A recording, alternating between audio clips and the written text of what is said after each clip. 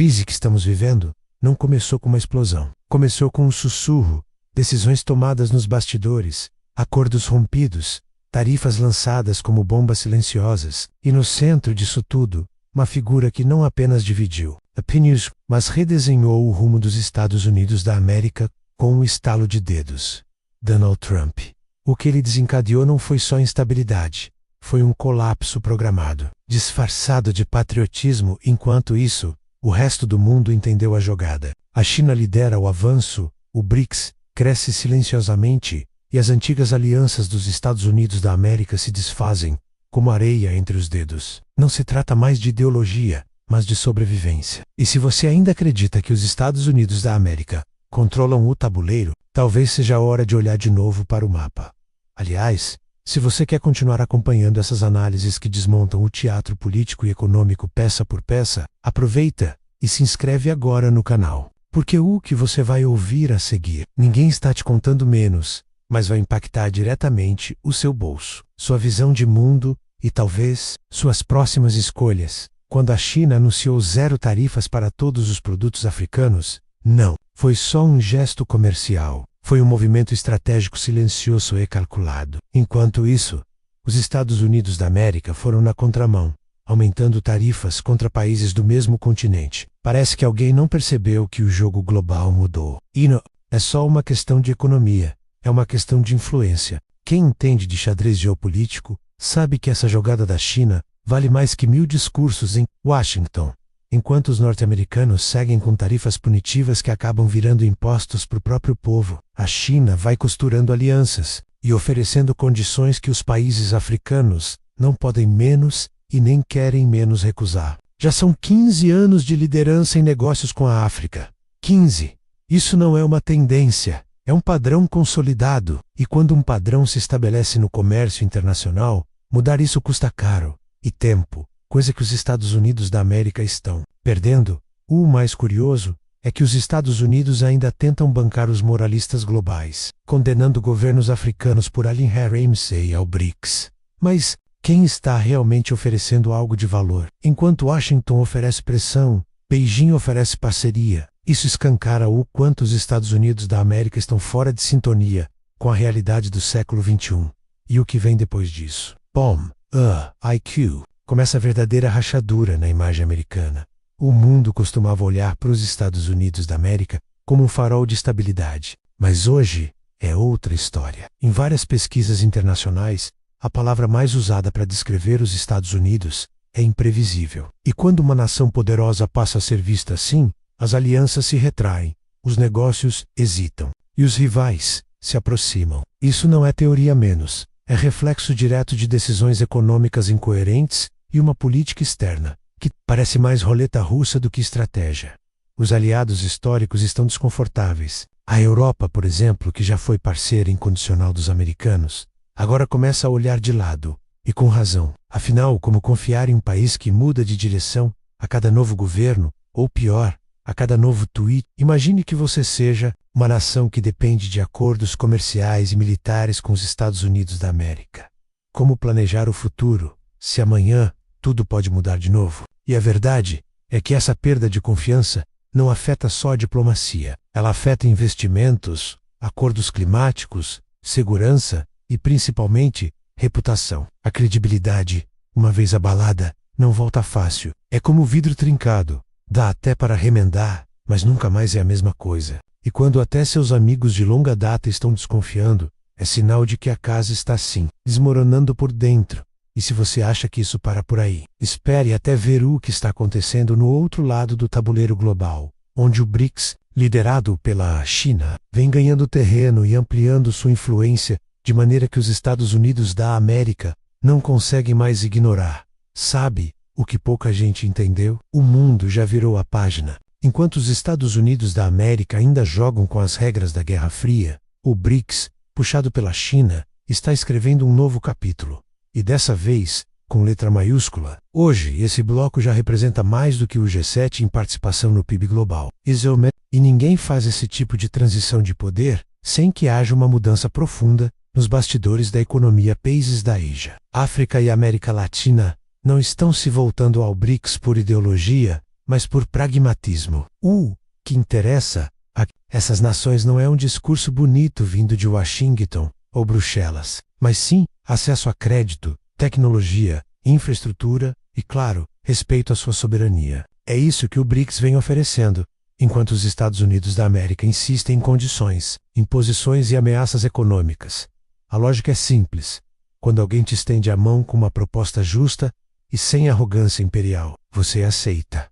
O Brasil, por exemplo, tem ampliado suas relações com China e Índia, porque percebeu que há oportunidades reais de crescimento sem depender da eterna tutela do Fundo Monetário Internacional ou do dólar. E isso não é só política externa, menos a estratégia de sobrevivência econômica em um mundo cada vez mais multipolar. E tem um detalhe que quase ninguém comenta. À medida que mais países se juntam ou se alinham ao BRICS, o dólar vai perdendo sua força como moeda dominante. E quando a moeda de um império começa a perder espaço, você já pode imaginar o que vem pela frente, especialmente quando o império em questão está afundado em dívidas e decisões caóticas. Sabe aquele velho discurso americano de ser a terra das oportunidades? Pois é, hoje virou só isso.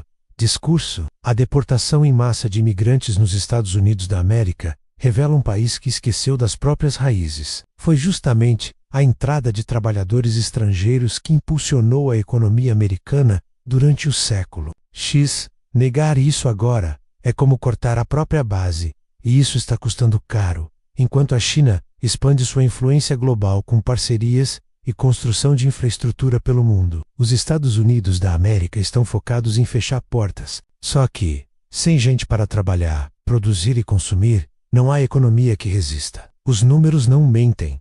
Muitos setores nos Estados Unidos enfrentam escassez de mão de obra. E a resposta do governo? Deportar ainda mais. E como? Apagar fogo com gasolina. E tem mais. Essa mania de jogar tarifas para todo lado. Como forma do proteger a economia, é uma armadilha disfarçada. Na prática, essas tarifas são impostos embutidos que quem paga é o próprio consumidor americano. Ou seja, o cidadão comum. Um chinelo mais caro, um celular inflacionado, um alimento importado com preço triplicado. Tudo isso por causa de uma guerra comercial que não faz o menor sentido prático. O que as pessoas comuns não percebem é que, quando você coloca tarifas em produtos estrangeiros, as empresas locais também se aproveitam para aumentar seus preços. O mercado interno vira refém de uma política externa instável. E quem ganha com isso? Os grandes conglomerados que dominam tanto as importações quanto o varejo. O trabalhador americano, esse só vê o salário estagnar e os preços subirem.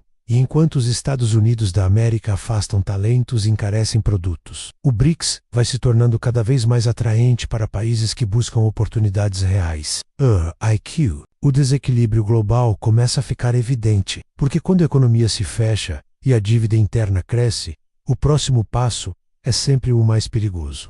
No mundo dos negócios, previsibilidade é quase tão importante quanto o lucro. E é justamente aí que os Estados Unidos da América, sob decisões como as de Trump, têm tropeçado feio. Tarifas impostas de maneira unilateral, sem diálogo com aliados ou sequer com o Congresso, criam um ambiente de total incerteza. As empresas não conseguem planejar. E quando não se consegue planejar, ninguém investe. Imagine uma fábrica global decidindo onde construir sua nova unidade. Ela olha para a China e vê estabilidade estratégica. Olha para os Estados Unidos da América e vê risco político. Quem em sã consciência vai investir bilhões num país onde tudo pode mudar com um tweet? Essa insegurança não é só econômica a menos, é institucional. E isso mina a confiança internacional no ambiente de negócios americano. E você se importa com o que realmente está acontecendo por trás do título político.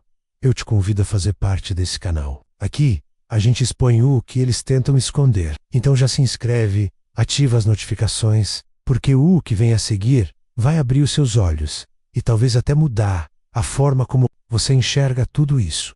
A retórica de que tarifas forçam fábricas a voltarem para os Estados Unidos é uma farsa conveniente. A realidade é que nenhuma grande corporação reorganiza sua cadeia produtiva por causa de uma medida temporária. São anos de logística, contratos, mão de obra e infraestrutura envolvidos. Empresas querem segurança, não slogans de campanha. O resultado é que muitas companhias simplesmente preferem adiar projetos ou transferir-los para países com regras mais claras. E aí quem perde é o trabalhador americano, que escuta promessas sobre empregos que nunca chegam. Enquanto isso, os países do BRICS, especialmente a China, aproveitam a instabilidade dos Estados Unidos da América para oferecer o que as empresas mais querem: previsibilidade, acordos de longo prazo e acesso a novos mercados. E tudo isso nos leva a um problema ainda maior: a política norte-americana está sendo moldada por interesses de curtíssimo prazo. E isso não apenas prejudica os negócios, como prepara o terreno para algo muito mais perigoso,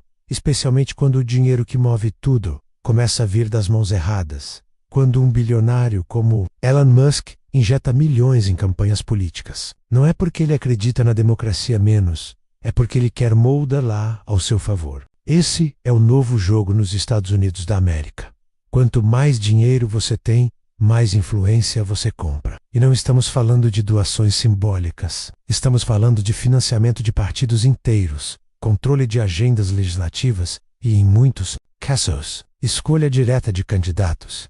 A ideia de que o povo americano decide os rumos da política é uma ilusão reconfortante, mas distante da realidade. Hoje, quem determina as prioridades do Congresso são os super ricos, que têm seus interesses muito bem protegidos por lobistas e advogados especializados em doar, sem parecer que estão comprando. E o pior, tudo isso é legal. O sistema foi feito por eles, para eles. Isso explica por que tantos problemas reais nunca são resolvidos. Quer discutir saúde pública, educação gratuita, reforma tributária justa? Esquece. Esses temas não aparecem nas campanhas porque não são prioridade dos bilionários. O que interessa para eles é manter a máquina funcionando como está, menos com lucros privados e prejuízos públicos. O resto é só teatro. Enquanto a classe média se divide entre esquerda e direita, o topo da pirâmide se une em uma única missão: proteger seus privilégios. E essa captura do sistema político faz com que qualquer tentativa de mudança real pareça uma utopia, porque toda vez que alguém tenta reformar o sistema, bate num muro de dinheiro invisível. Um muro construído por gente como Musk, Bezos e companhia. E quando o poder político se mistura com o capital financeiro dessa forma, o que acontece com as dívidas públicas, com os serviços sociais e com a própria estrutura do país? É exatamente isso que começa a desmoronar silenciosamente. Enquanto a conta cresce e a bomba relógio fiscal dos Estados Unidos da América continua a piscar. Quando a dívida de um país começa a crescer mais rápido que sua própria capacidade de gerar riqueza, o sinal de alerta já deveria estar tocando em todas as salas do Congresso. Nos Estados Unidos da América, esse alerta virou rotina. O pagamento de juros da dívida nacional já rivaliza com os gastos do gigantesco orçamento militar, e isso diz muito. E como se o país estivesse travando uma guerra silenciosa contra ele mesmo.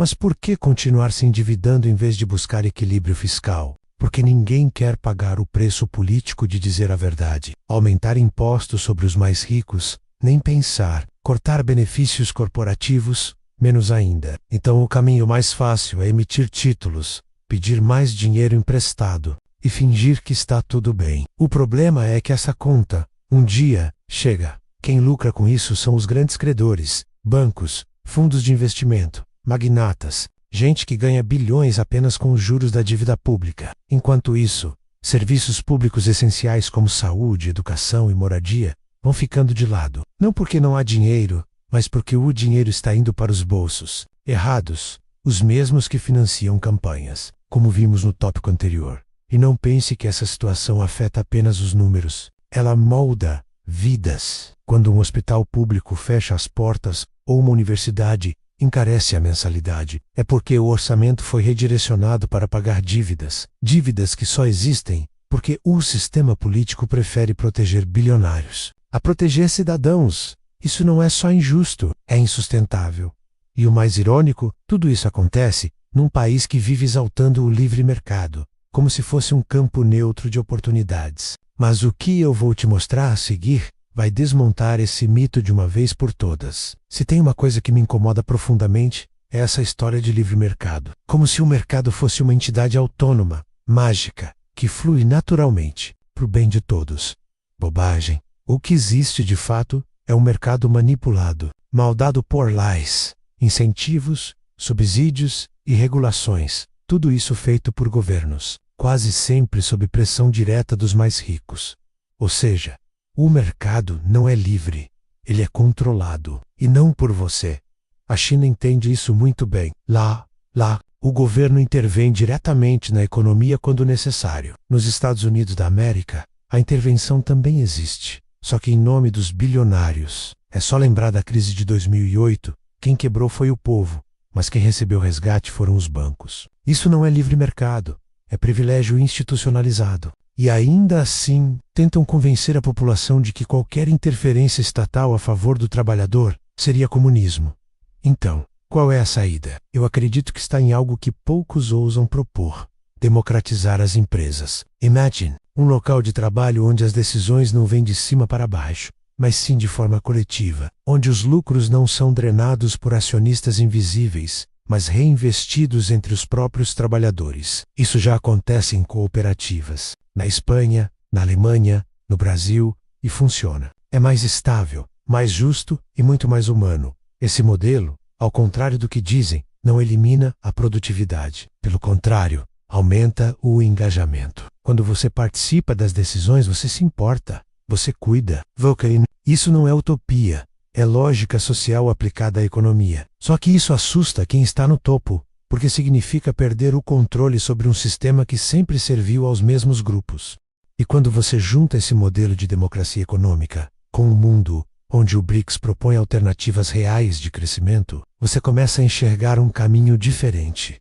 Um caminho que assusta o velho império, mas que pode, finalmente, dar ao povo o protagonismo que ele merece. Depois de tudo isso, ainda dá para acreditar que o sistema está funcionando? Você realmente acha que essas decisões foram erros inocentes? Ou será que faz parte de um jogo bem maior, onde você nunca foi convidado a jogar? O que está em risco aqui não é apenas a economia dos Estados Unidos da América, mas a forma como o mundo inteiro reage a esse desequilíbrio. E quem não entender isso agora vai pagar caro mais adiante. Você vai continuar acreditando nas manchetes prontas? Ou vai começar a enxergar quem realmente se beneficia por trás dessas crises? A China já entendeu. O BRICS já avançou. Enquanto isso, o povo americano carrega uma dívida que não é sua, paga por guerras que não começou, e sobrevive num sistema que serve aos mesmos de sempre. Até quando? Se esse conteúdo te abriu os olhos, então já deu o primeiro passo. Mas eu te convido a ir além. Se inscreva no canal e ative as notificações, porque aqui, toda semana, a gente desmonta as engrenagens que mantêm esse teatro girando. E mais importante, mostra como você pode sair da plateia e começar a jogar.